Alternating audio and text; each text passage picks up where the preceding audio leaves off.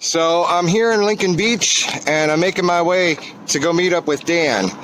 Dan's one of the angels I met last year. He's gonna hook me up with another awesome salmon dinner, and I'll be able to jump in the shower and get myself cleaned up. And so this is part of tonight's dinner.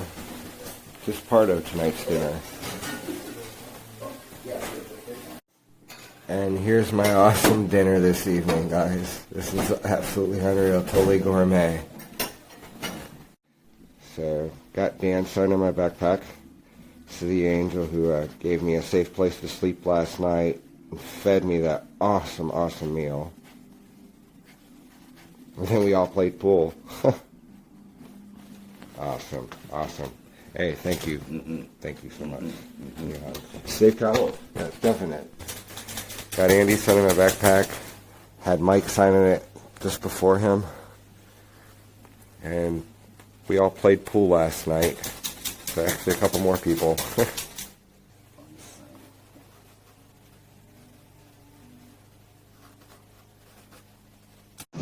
So I'm here, I'm getting a ride to the casino so I can catch the bus to Eugene. But here, look at this. I'm driving on the right side of the right over the swing. Right.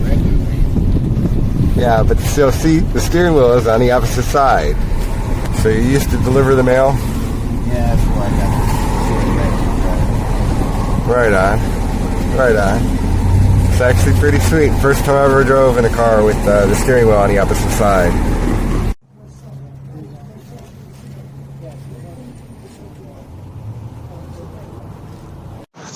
Well, I made it to Salem. I got one more bus and then I'll be in Eugene.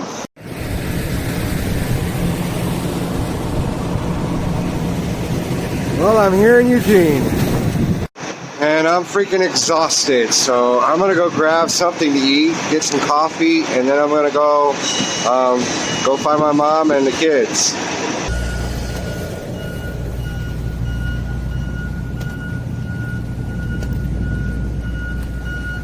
And this right here is my awesome lunch for $7.50, guys. Look at this. Teriyaki chicken, rice, and a salad. Can't beat that. So here I am, and I'm getting ready to come knock on the door.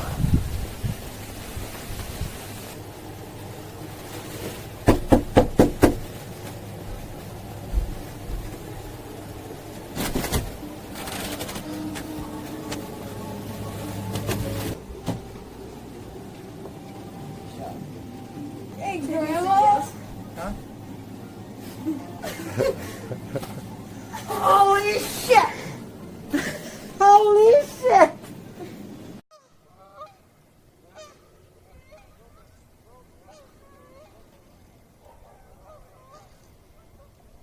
This is such a freaking blast, hanging with my nieces and nephews, making ice cream. So here we are. We're getting ready to make some ice cream. Y'all excited?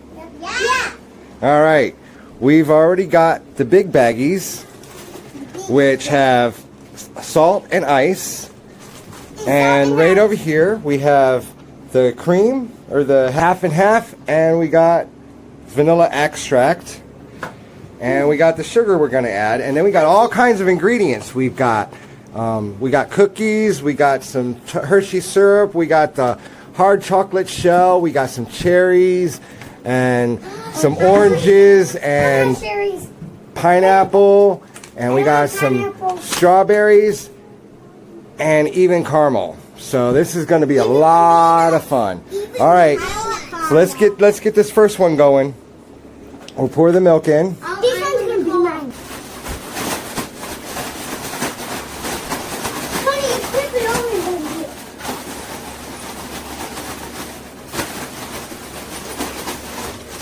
The glass.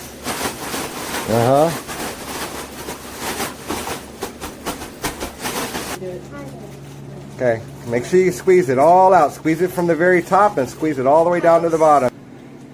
And you probably don't need that whole banana, so does anybody else want some banana? No. Mine's too fruity. I was gonna add one, but it's really... Alright, I'm going to get back to hanging with the family. So here I am, I'm in Blue River, Oregon. I took a bus from Eugene to get here. And So now I'm on my way to the Cannabis versus Cancer Campout number 4 and ready to go meet up with Grandma Cat. Can't wait. Got about 5 more minutes of walking. So here I am. I'm here at Grandma Cat's RV.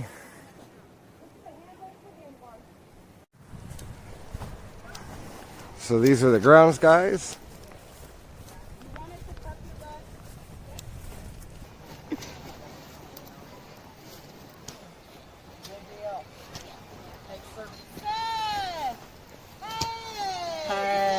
How you doing, buddy? Doing awesome. Well, turns out I'm speaking here too. So I will have hit, after Hemp Fest, I will have hit 4 cannabis festivals on this journey and spoke at 3 of them. This is so freaking cool. Sean will be out here later to speak. Next up, we have Deborah Cooper. And this camp out, proceeds go to the Cooper State. This is pretty cool. Spend time taking care of when they can for what they need, medical issues, bills, whatever is needed. So, I'm going to go ahead and give her the mic, and I appreciate every one of you. Thanks. Hi, everyone. First, I want to thank everybody for coming. Thank you. Travis is just an awesome person. When I first met him, hi, everyone.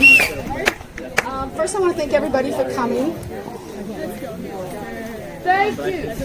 Travis is just an awesome person. But what I really want to talk about is community unity. Because no one can do things alone. You know, it takes groups of people to get things done.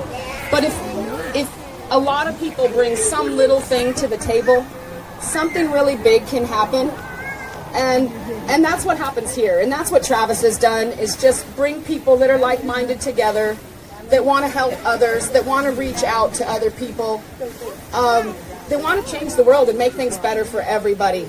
And it takes somebody to bring people together, and Travis is really good at that. Yeah. We are going to have some activities for the kids pretty soon under these tents over here, play some games, and then maybe go up to the reservoir and swim for a little bit. Kind of cool off in the hot part of the day. And then we're going to come back here and we're going to assemble a whole bunch of glow stuff. And we're going to have a glow-in-the-dark dance party. Deborah, tell us the most amazing thing that's happened to you in your outreach this last year. One amazing thing. I think I have to say Leah Rose. Leah Rose is a little girl that has DIPG, which is a very awful form of brain cancer.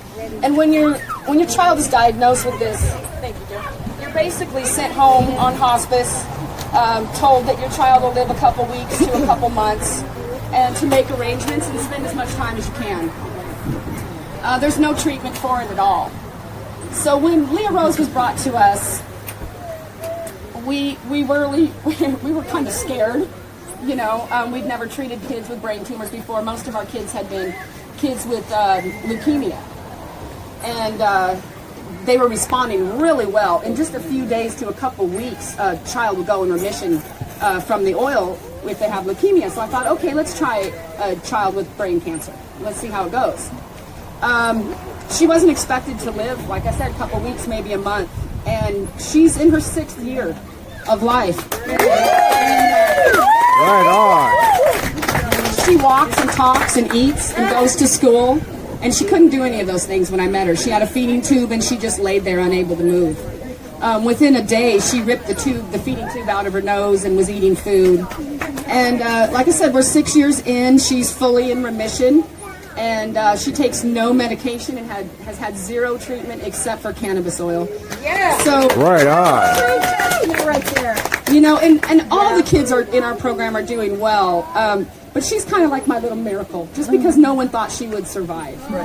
And she has done so well and brought so many other kids with DIPG to our program, which has been the hardest part of the program for me, because when you do lose a child that you are trying to help, it is more than heartbreaking. I can't even tell you. But what I have found, and we have lost 5 children in our program with DIPG. But what has happened is they live a year or two, and they live very well during that year or two, and then they pass very gently. I don't even know how else to say it. But when your child has that, you just administer morphine until they pass away, and it's really ugly. With the cannabis, it's peaceful, they're laughing, they're smiling, they're happy, they're playing, even sometimes when they pass. So cannabis oil is not just, life-sustaining. It's also end-of-life care. When it's your time, it's your time.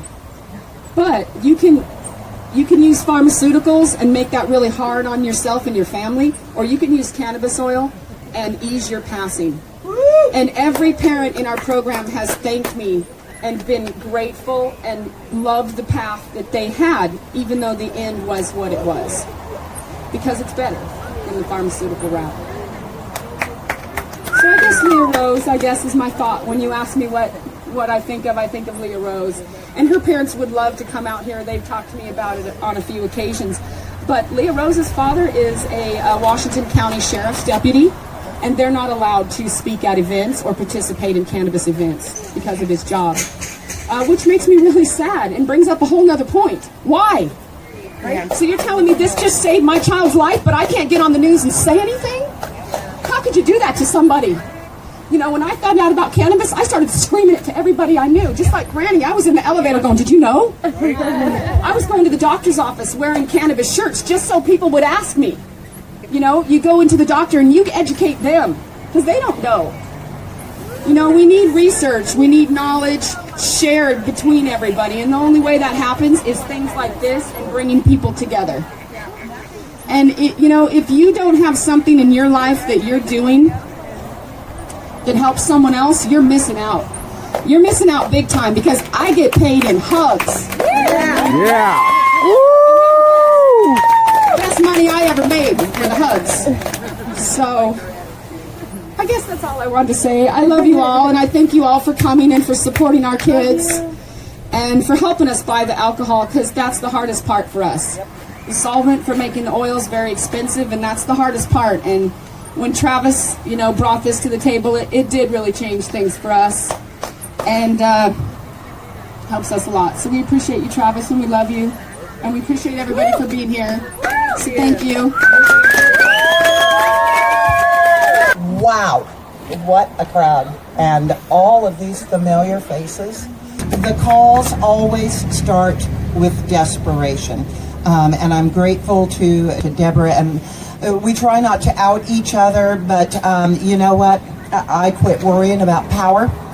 And so I say loudly and proudly, but if you are in the United States of America and you want to improve your life where it is simply creating homeostasis so that you can enjoy your best life, or whether we are throwing down in the most desperate circumstances after every Sermon from the Mount has failed us, it all starts in desperation. And it all comes from a place of fear. And I gave up my fear a few years ago because, daggone it, they really didn't mess with me in Washington. So I'm thinking, are they going to mess with me anywhere? And here's why I gave up my fear. Is every morning, and I check in with my moral barometer and my physical barometer. Physical, because you cannot pour from an empty pitcher. You must take care of yourself first. And then second, I check in with my moral barometer as I'm looking at my date book, and there's some grams going out to Ohio. There's some grams going out to Florida. There's some grams, you know what? And I used to say I do it for kids, because I figured, who wants that PR nightmare? Feds come and try me there in Tacoma, in my hometown, down at the federal courthouse. I used to cynically say, will I cue the crying mothers, thinking in the hardest terms that I could about what fate could befall me. And then I realized it's out of my hands now. Right? I have nothing to do with what would happen with the public relations nightmare if they ever tried to run a Trinet interference on me. You know what? They cannot deal with that many truth speakers at once, and they best, one, keep me in jail, That won't work out for him either, because I swear to you I will become Paul with the Corinthians. I will have time for all those books I've been promising to write. And second, you know what? They made a martyr out of me if they do it. Because at this point, literally, thousands of people, children and adults, grandmas, aunties, nieces, nephews, that old codgety dude down the way that just will not shut up about the fact that you haven't clipped your grass this week. Everyone has a right to health. Everyone has a right to health. All of those guys, whether they're going to agree on anything else or not, they agree that they have had health promoted with cannabis. And this is what power fears. They fear the truth speakers. What I am going to challenge you to do is to turn up the love.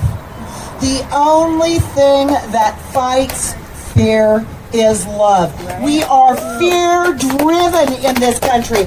I don't care what side of the political line you sit on.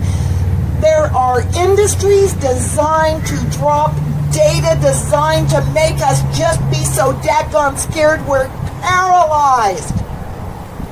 To, in fact, turn to our neighbor and say, I love you. Hey, do you need something? You hungry? I got extra spaghetti tonight. It's not much, but it's what I've got to give. There's really very little we need to be frightened about. If you need a meal tomorrow, come check me out, because I will feed you. I will. If we need to arrange for a roof for you for tomorrow night, I swear to God, I'll figure it out. Yeah. I got friends. Yeah. And you do too. Fear nothing. Thank you, Grandma. She always has amazing things to say. Hey, where is that auction table? Over there, to your right, where I'm posted up, you'll see the table. We also have, you'll see a whole bunch of prizes donated by a lot of people. Versus Cancer Campout since they started. He is great. He is the owner of Munch Media. Education. Okay? Really. There's a lot of people that have no clue what this stuff can do. And one more thing, it's about the whole plant. THC is extremely important, especially for those that have epilepsy. Because I will fight you on that one. Love you guys with all my heart.